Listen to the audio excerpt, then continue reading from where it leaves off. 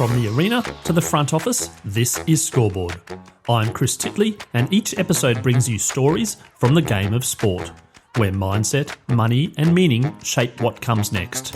Athletes, coaches, owners, and business leaders unpack the moments that matter, because the Scoreboard isn't just about winning, it's about life beyond the game.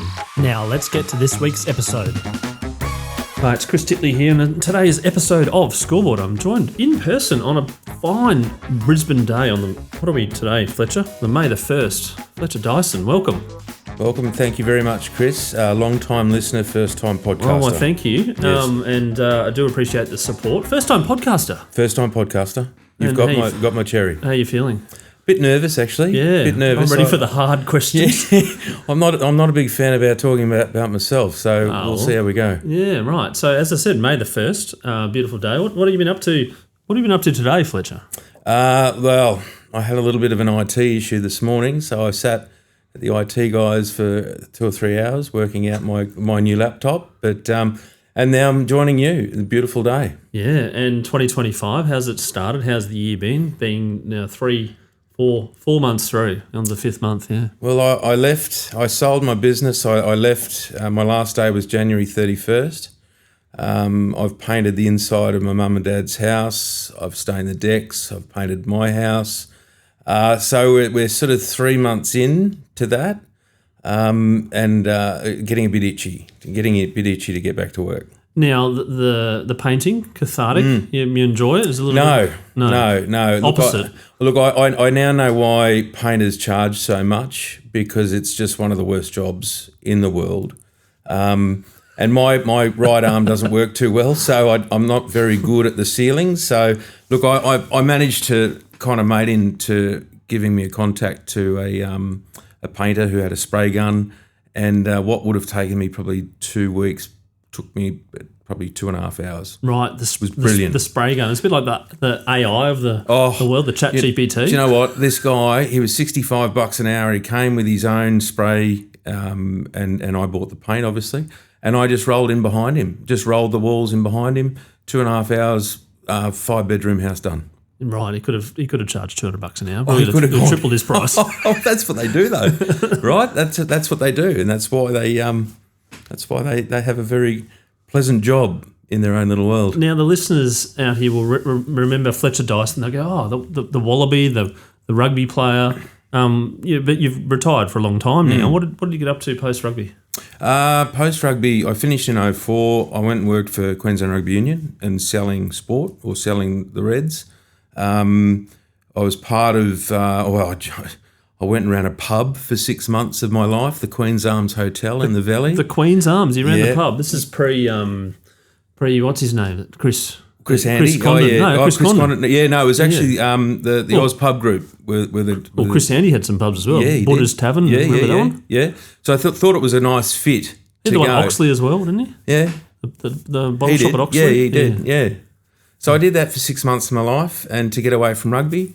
And then I went down, which was one of the best times of my life, I went down to the Rebels to set up the Australian Rugby Championship in Melbourne for the Rebels. And did that, sold that, came back and joined the orthopaedic landscape here in Queensland. Wow, okay, the orthopaedic landscape and ran a business in that field. Well, I learned the craft, and it was very much a steep learning curve of culture and also language and, being in theatre, running cases for on behalf of the surgeons. And this is on knee replacements, shoulder replacements, hip replacements, spine. So having a background of mine where it was just more injury happening, I had a very, very, very steep learning curve, and I did that for 6 years. And then I went out with my business partner and started up a orthopaedic company, which was an agency model, and has done that now for the past 10 years and got out in January. And was that an opportunity you saw organically appear whilst you're in that business and thought, actually, if we do this a better way or do this a bit more efficient, we'll start our own business? I think to be fair, it was a better way. Yep. I sort of learnt what not to do in the 6 years that I was at an employment. And when we got the opportunity to do our own thing, and I always wanted to do something for myself, And it's those late nights when you're driving home from Toowoomba or the Noosa, or it's actually money into your pocket rather than money into someone else's pocket. So you've sort of you're in charge of your own destiny. And I love that. And, the harder you work, the more money you make. And that was good. We did that for 10 years. And as I said, I sold out in January. Speaking of money, going back to your career, when you were growing up, the game probably wasn't professional. Yeah. What, professional in 95, I think it was? 95, yeah. And so you were playing at the highest level in 95? No, I was sort of on the cusp.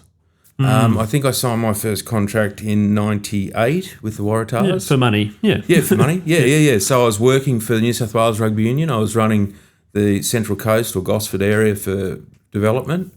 I think I was on $30,000 doing that, and I got a $30,000 Waratah contract. So, that was my first foray into professional sport.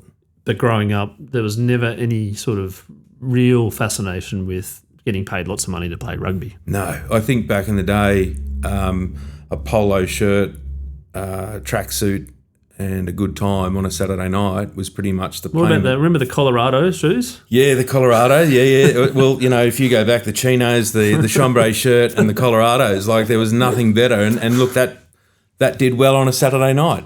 Nowadays, probably not so much, maybe down the yacht club. But and particularly if you had the corner post from Ballymore, when the full time everyone was scrambling to try and grab that corner post, right? That little Do you know? I don't know if you've set me up there, but I was at Ballymore. Australia played France in 95 or 94.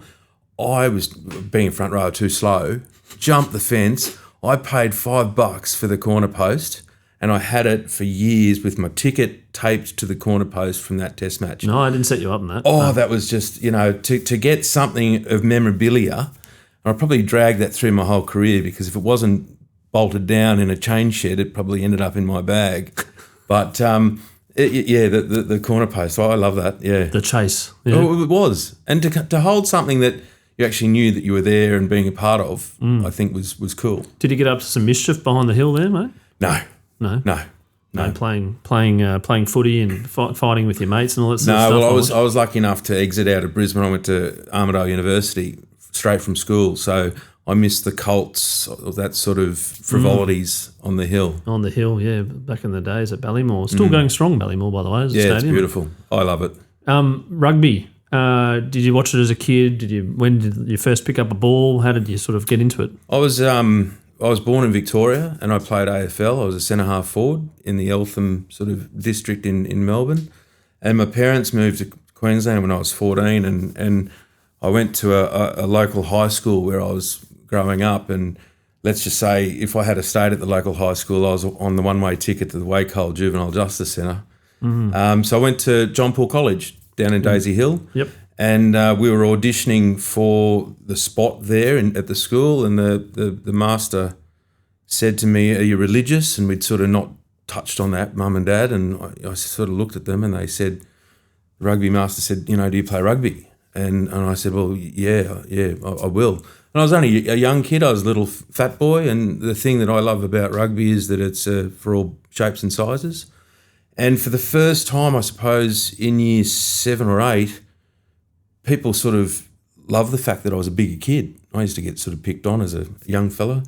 And I found rugby. I started off as a loose head prop and finished my career at tight head prop. So I made two jumps over. Bit. Yeah. Well, they say you wear your IQ on the back of your jersey. I went from 1 to 3.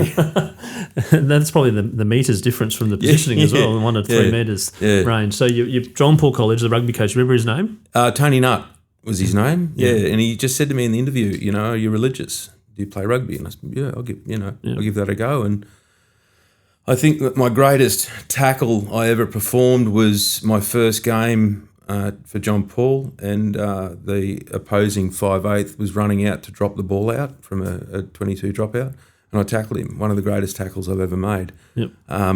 It was sort of a static tackle, but that was it. That was the start of the career. And what did you enjoy about rugby at that point in time? I think from the school point of view, it was either soccer or rugby, and there are different terms now and different systems and things now. Yeah. They've sort of mixed it all around, yeah.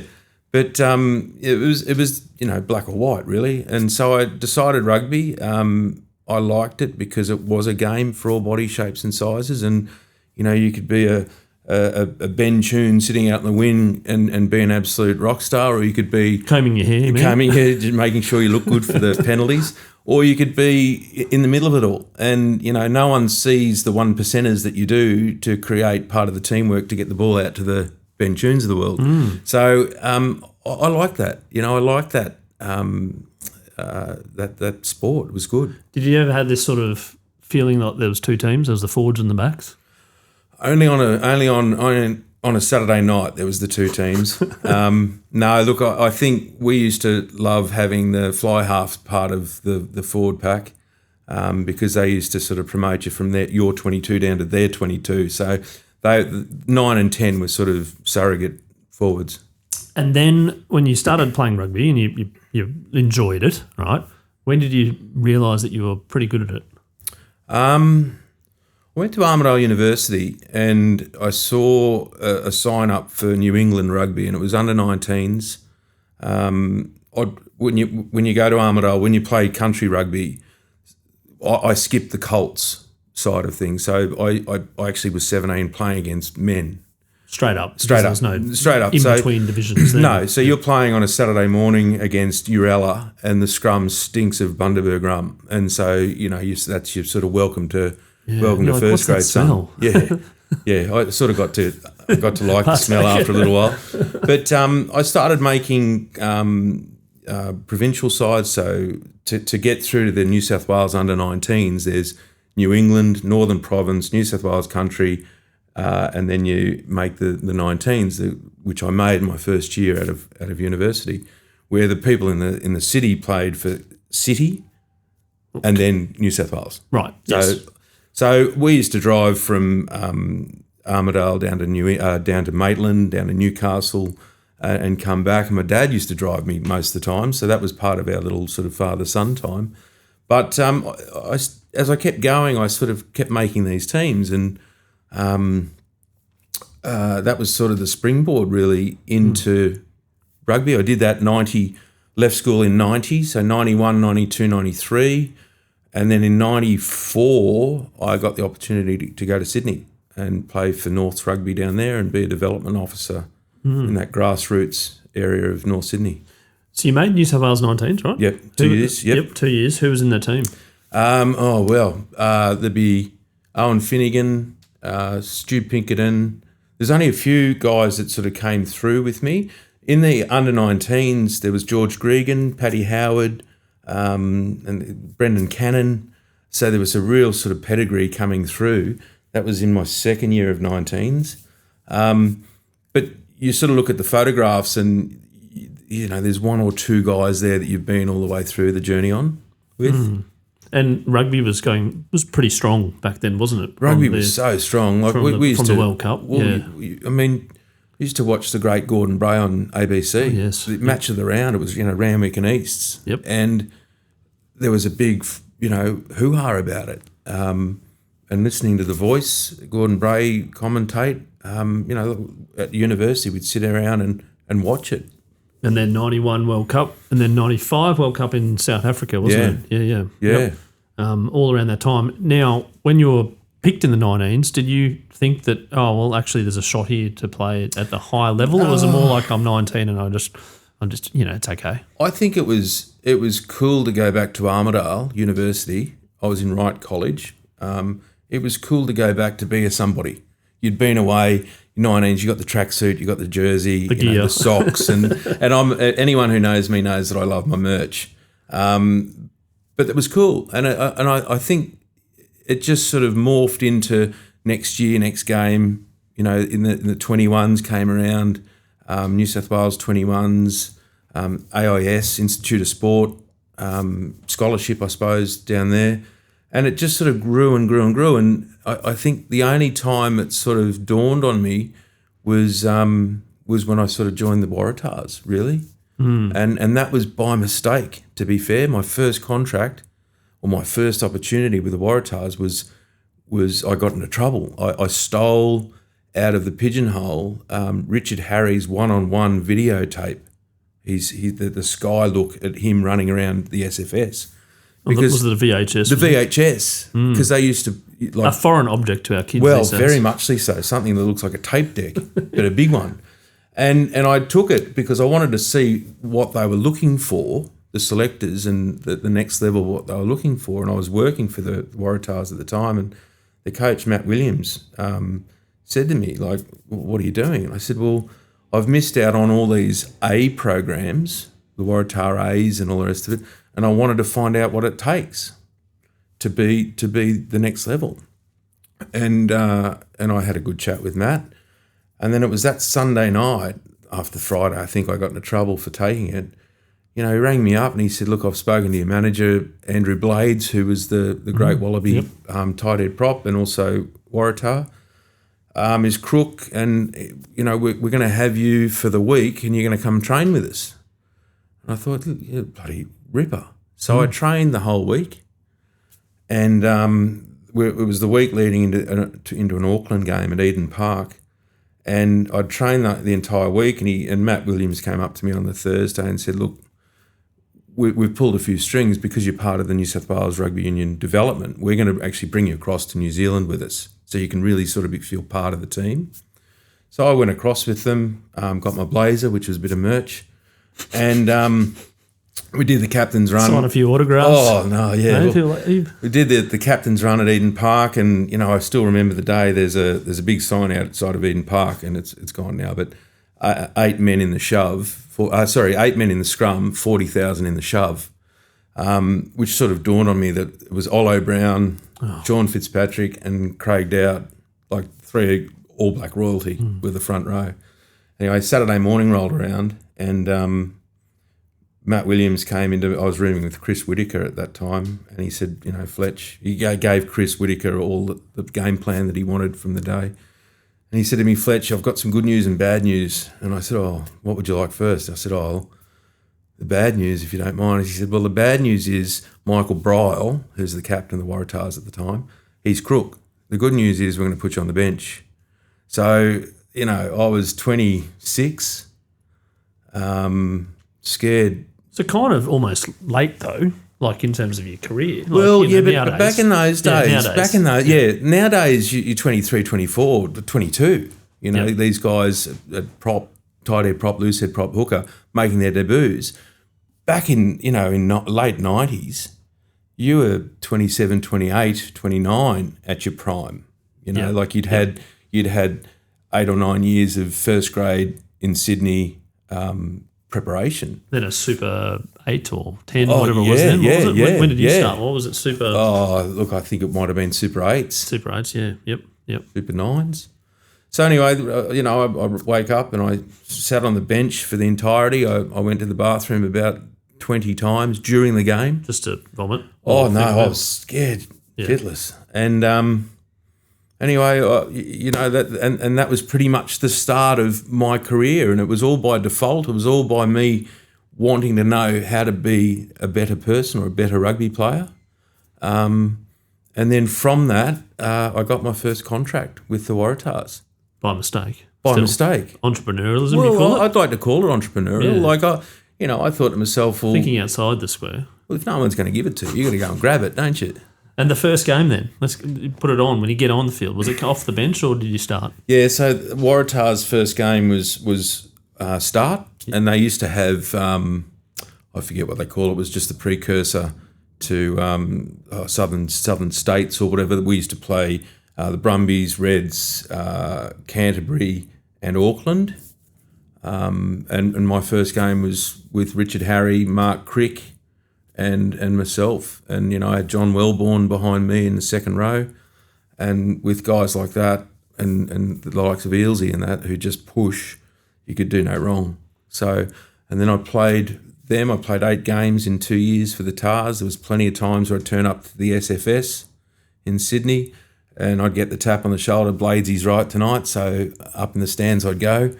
But you'd get to the point where you'd be warming up and you'd either be on or off, you'd go. So, did you have any moments during the week where you thought, I'm definitely not playing, I'll just be a ratbag and then get called up? I never be a ratbag. Never ever be a ratbag. Never ever, because if you that day that you're a rat bag, You'll get called up, and then you're sitting there ill prepared, mentally not prepared. That's your and shot. that's your shot. Yeah, right. And that's the sliding doors of life. Yep. And playing for the Waratahs, having gone to John Paul College and born in Melbourne, was there any kind of loyalty on teams that you wanted to play for when you were a kid, or was it sort of like I'm playing rugby? I just wanted to play rugby. Like obviously, I always wanted to play. I went from Norths after Norths rugby in Sydney. I went and played at Randwick because I was going to give the game away because I'd just had enough of rugby. Randwick, I fell back in love with rugby. The Waratahs, I think we've all done bad things in our lives to get where we need to be or want to be. There might be a lot of Waratah listeners out there. Well, there could be, there might be. And look, all my time in the Waratahs was fantastic. But I just had this longing to get home to Queensland. I wasn't born and bred, but I felt in my heart I was a Queenslander. And I just wanted to get back, and through the development officer with New South Wales Rugby, I used to deal a lot with the Queensland guys. And we'd go away and do development camps and things like that. And they always used to laugh and joke, and like, we're going to get you home, we'll get you back to Brisbane. And it was a game for New South Wales country against Queensland in a trial match. I scored 2 tries. They weren't stunning. They were off the back of a line out at 6. Doesn't happen often, though. Drove over the line and fell down twice. And I'd propped against Dan Crowley and Michael Foley. And Knuckles, or John Connolly, called me a week afterwards and said, look, I'd been speaking to Foles, and he said that you went really well. We'd like to bring you back to Queensland. And I said, Knuckles, that's very kind of you, and let me just check it on with my fiancée at that time, Amanda. And so I went home. I said, Mandy, pack your bags, we're off to Queensland. I've got a 3-year deal. And one of the nice things about Knuckles is that he backs those who backs themselves. And there were 2 deals on the table. There was deal A was a low base with a high incentive, or deal B was a high base with a low incentive. And mind you, there was in the squad Andrew Heath, Glenn Panaho, Dan Crowley, Nick Stiles, and myself. So I went, I thought, bugger this, like I'm going to go low base, high incentive, I'm going to back myself. And it was only 2 or 3 years after I'd sort of finished playing with the Reds is that the then manager, Brian Thorburn, came up and said, this is why Knuckles backed you, because you backed yourself. Yeah, right. So there was some rough times in those 4 years with the Reds, as in performance-wise, but he stuck by me because I backed myself. Some of the athletes have talked about the importance of a good coach, and I mean, it's subjective, obviously, but people like Wayne Bennett, Alex Ferguson and Lee Matthews, etc. Can you talk about your coaches and the importance of one that you connected really well with? Yeah, look, I love, I'm a hugger. I like being hugged, and I don't like being yelled at. I don't like being, ordered. Yeah.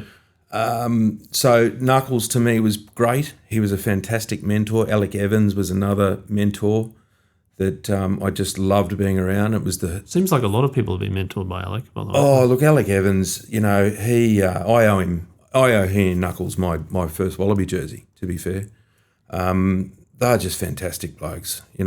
Rugby was in their heart, their head, and everything they touched. As long as you put the work in, they were there at the end. And Alec was fantastic for me. Andrew Slack was another great coach that I loved because, you'd be walking off, you'd feel a bit down, and he just had that emotional intelligence to sort of put an arm around you and, matey, you're right.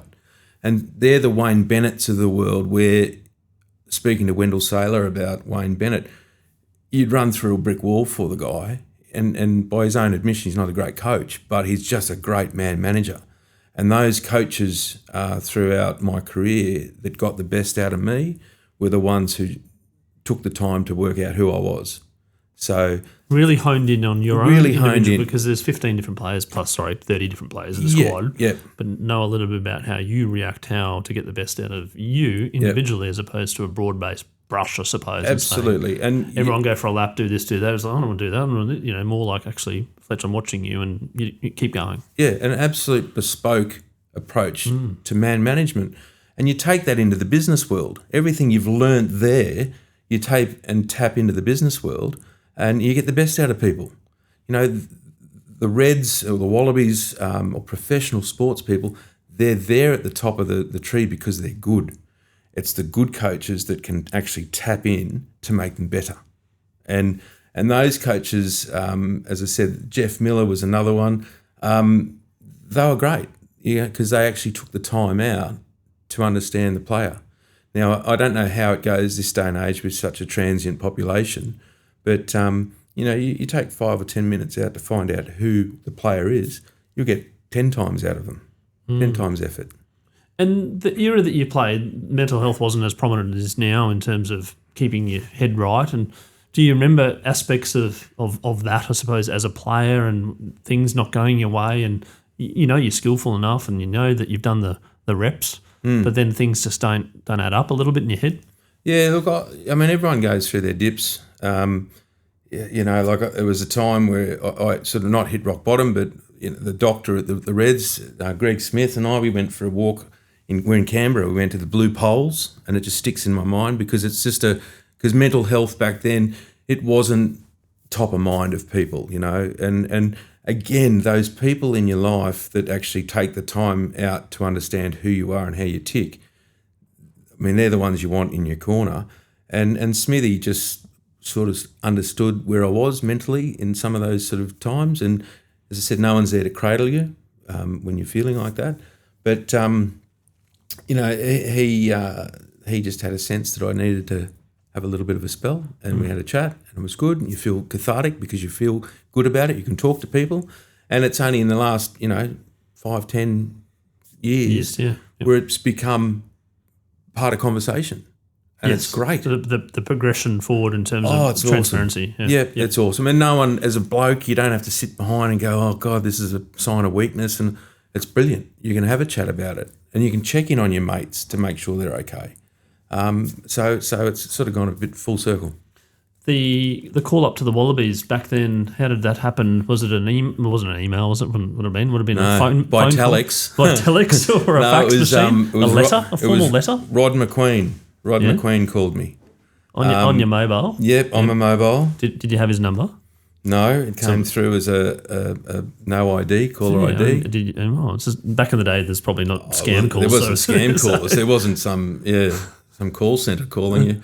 And it was Rod McQueen, sorry. And look, I got a bit of an inkling from Knuckles and Alec Evans around that you'll be getting a call, and nothing happens until you get the call. And Patricio Noriega was crook. Again, a little bit defaultish. I mean, I'd earned my right to be there. Fletcher, yeah? Hey? You make your own luck. Well, absolutely. Hard work brings good luck. And I thought to myself, well, this is my time. So I went up to Caloundra, where the Wallabies were based, and it was first day, and it was merch day. You walk around with a big bag and just fill it up with Mizunos and tracksuits, and it was brilliant. You're like, I'm making the most of this. I did. I made the most of it. And then first training, I got to meet Steve Nance for the first training session, and my God, he just obliterated everybody, just blew everyone off the park.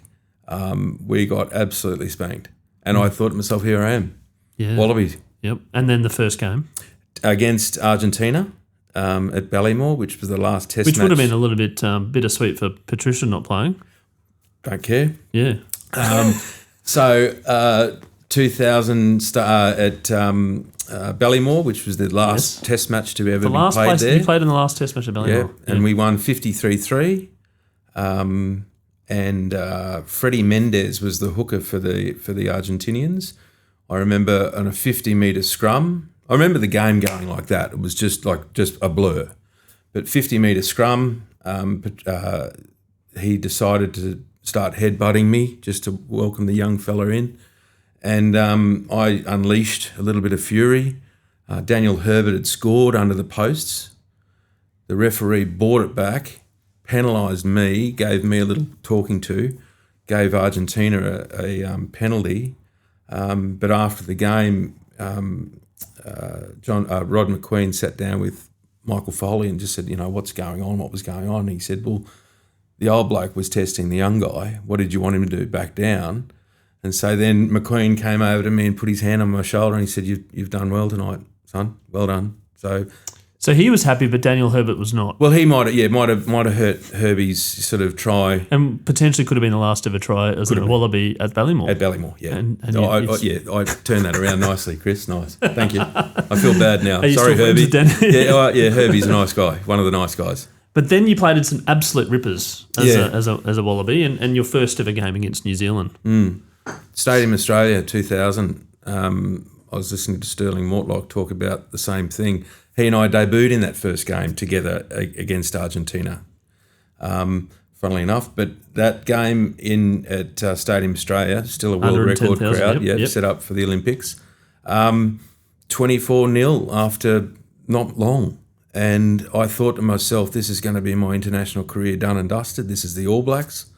But turned out to be one of the greatest test matches ever played. And I was part of that, lucky to be part of it.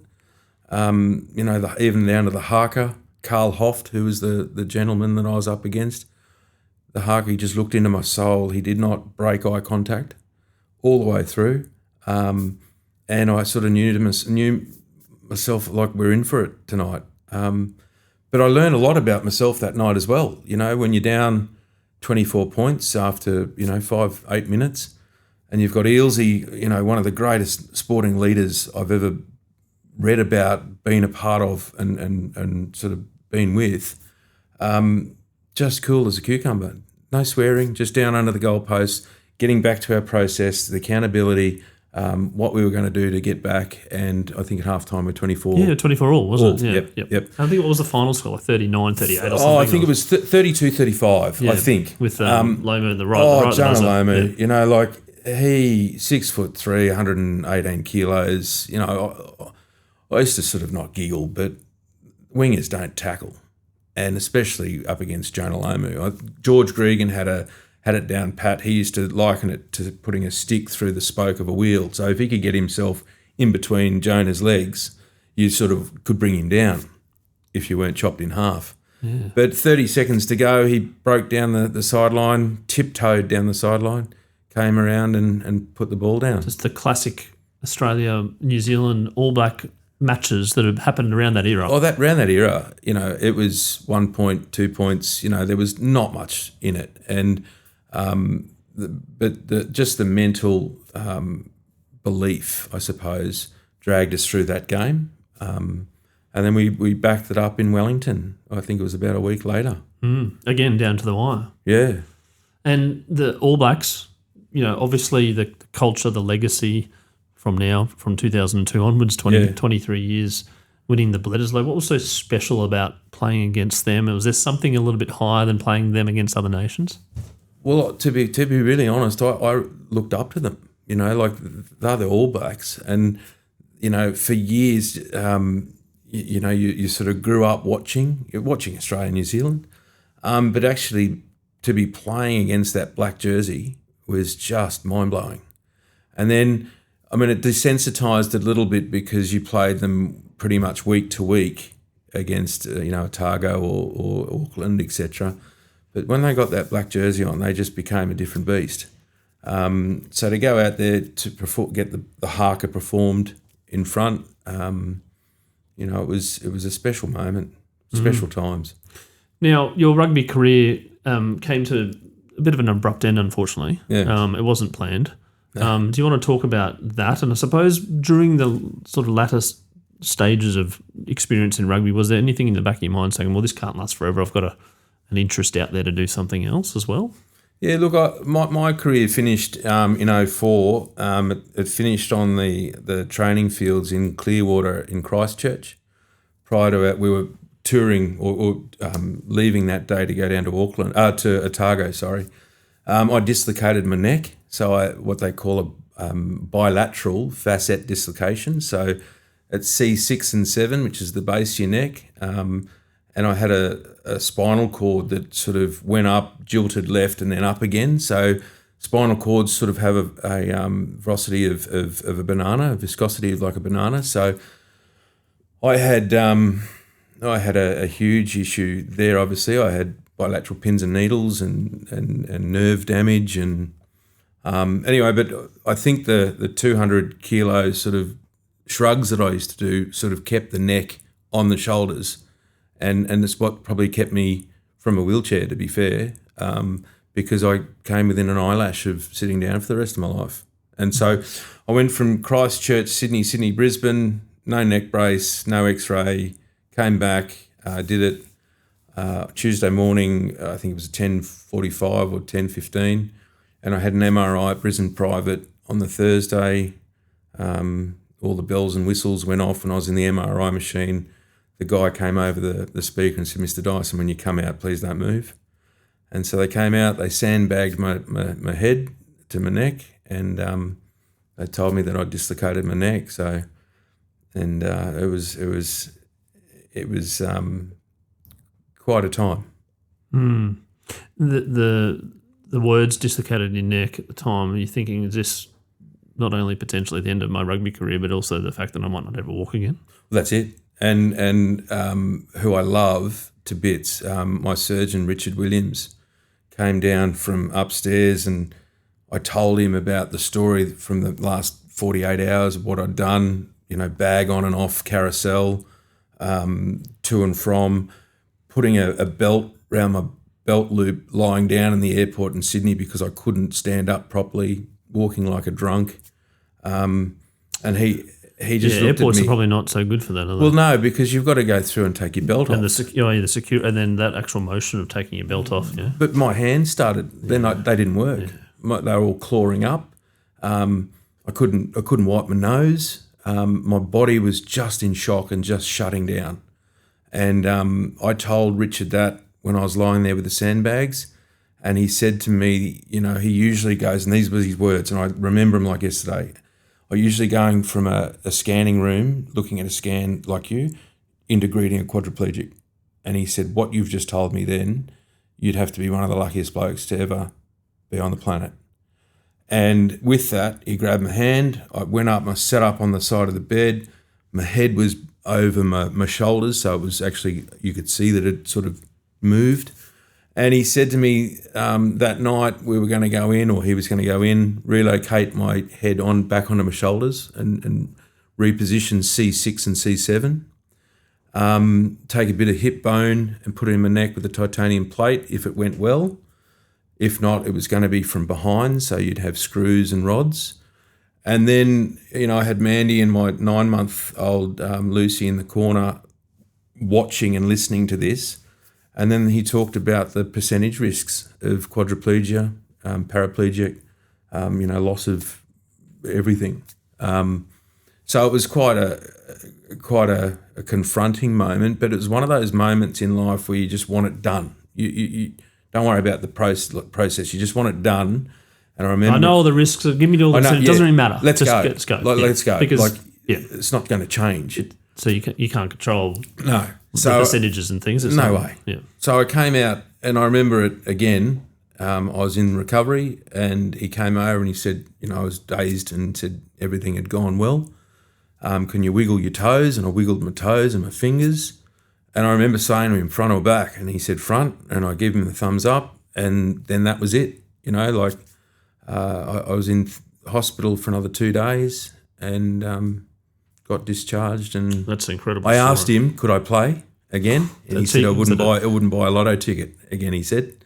So I took that and I thought, well, there you go. That's it. That's it. Not everyone gets a ticker tape parade in this world. And that was mine. Yeah, wow. Okay. And then from that, the emotional, mental, I suppose, the load, you're not playing rugby anymore. How did you go that first year or so? Not good. Yeah. Not good. Something's taken away from your love, right? When it's taken away from you, I couldn't watch rugby for another 5 or 6 years.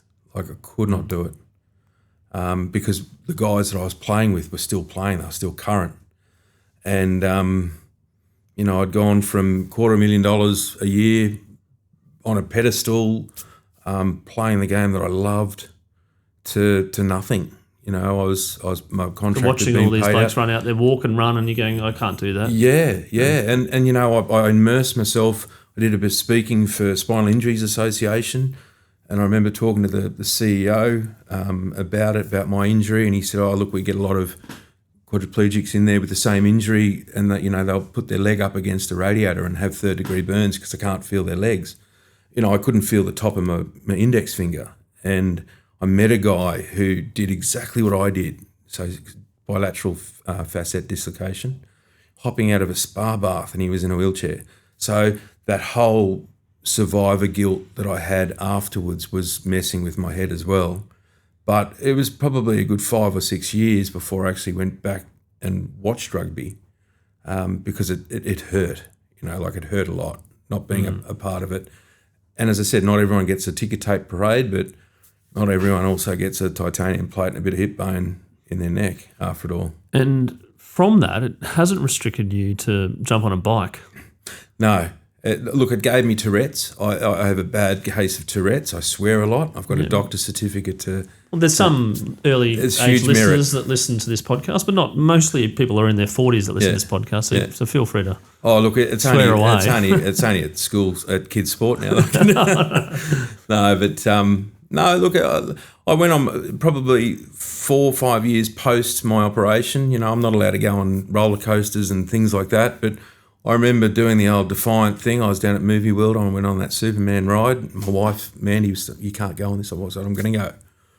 I'll choose this, thanks. And I went. So there's those small little bits and pieces. I remember being at the top of Threadbow at Crow's Nest, and I'd probably had a few Crown Lagers too many, and I thought, you know what, I'm going straight down. So I had that sort of... The body's relaxed. And if we hit something, we're going to be good. So, but over time, you sort of get used to. Yeah, but you've also done some very long bike rides, and for a good charity as well. Yeah, so involved with motor neuron disease, so M&D and me.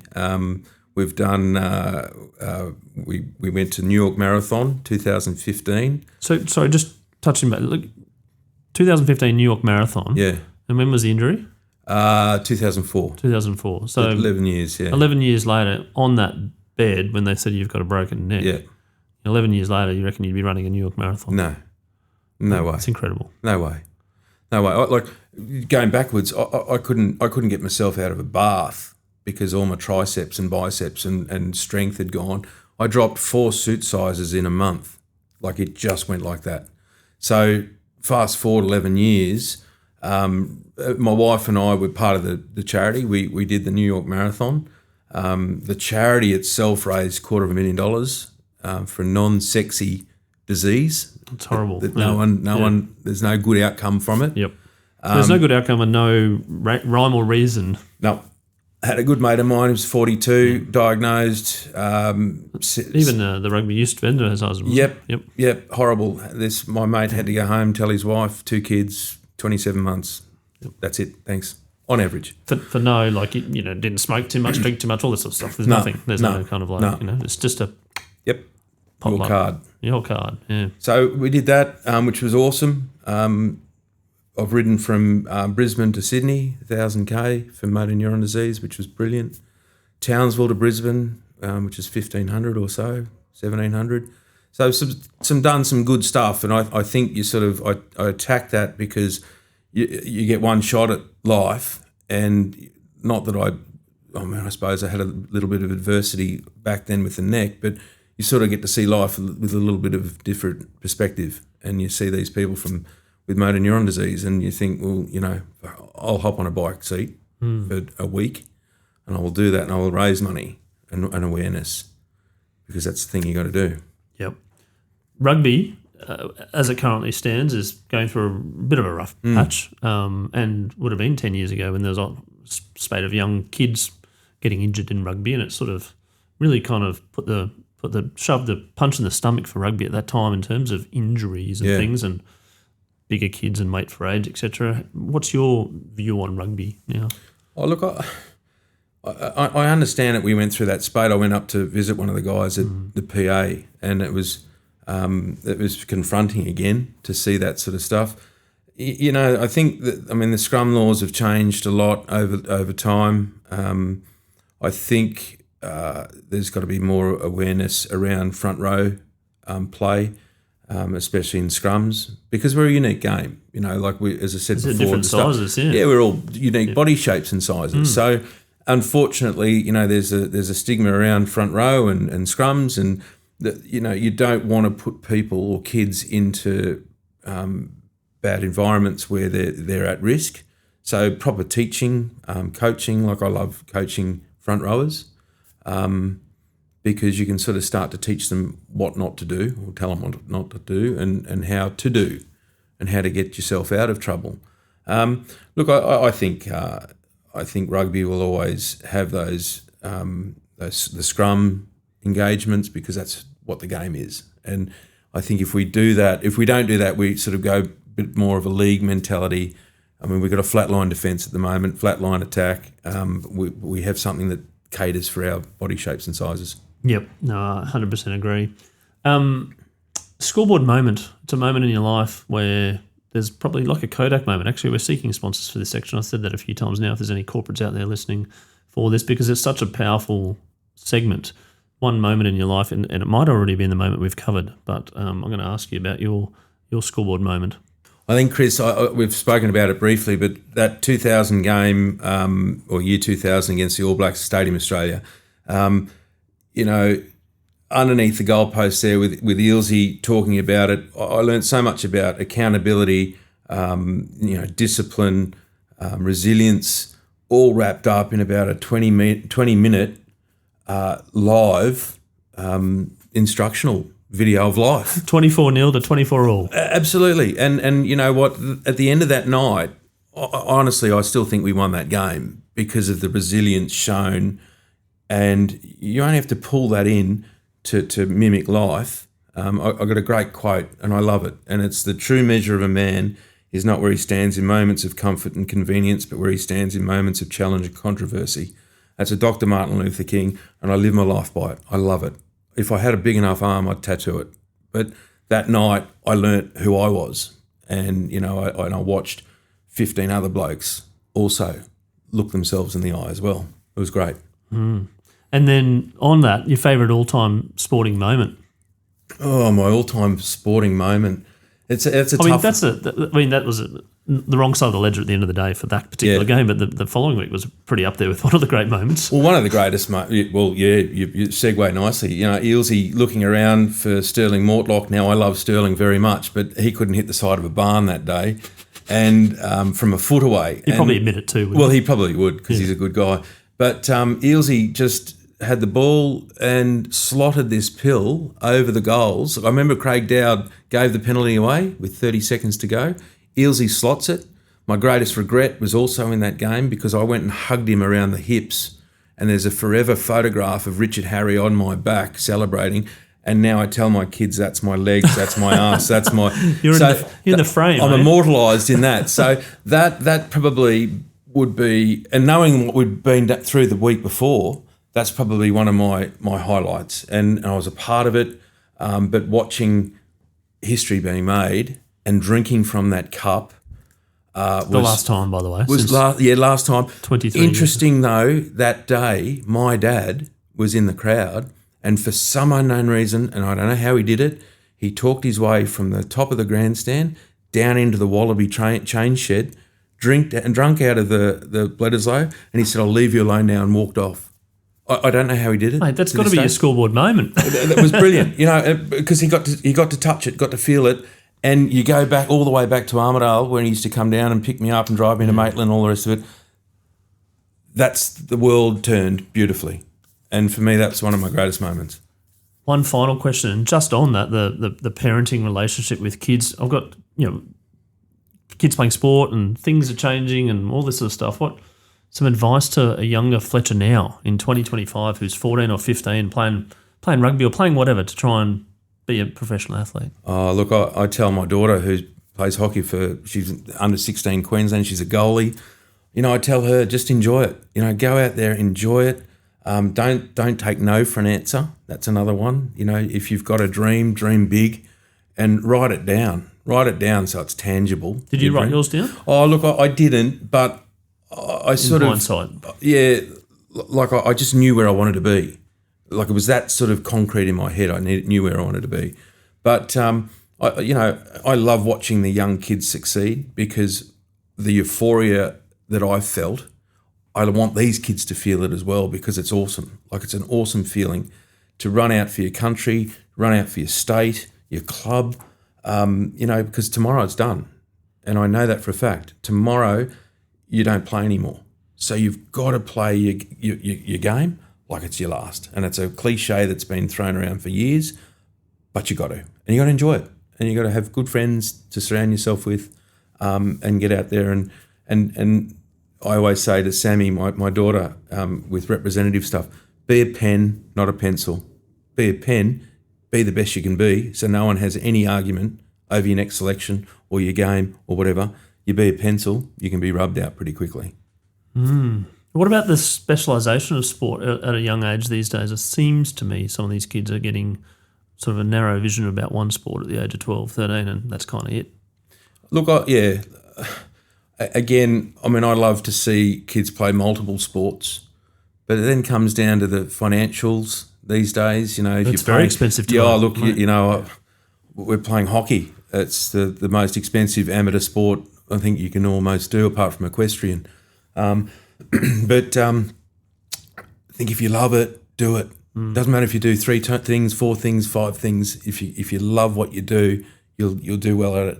And one day you'll be either tapped on the shoulder to say you need to specialise now, or you keep going. And when people hear the word Fletcher Dyson, they think of a rugby player, they think of played provincial, played for the Wallabies, played in some of these great games. What do you want people to remember Fletcher Dyson by? Oh, just to be a nice guy, a nice bloke, a fun-loving, generous. They're the things that I'd love to have on my epitaph one day, is that, I just love doing what I do. I love being with the people I'm with. It's brilliant. Fletcher, thank you so much for being on Scoreboard, the podcast today, and sharing your views from when you were a youth to then putting on that Wallaby jersey and playing some of those all-time great games to then the next phase of your life, which is now started your business, sold your business, and then now for the next phase of your journey. I wish you all the best and looking forward to catching up and following your progress. Thanks very much, Chris. I appreciate your time. Appreciate you me being on the show. Thanks.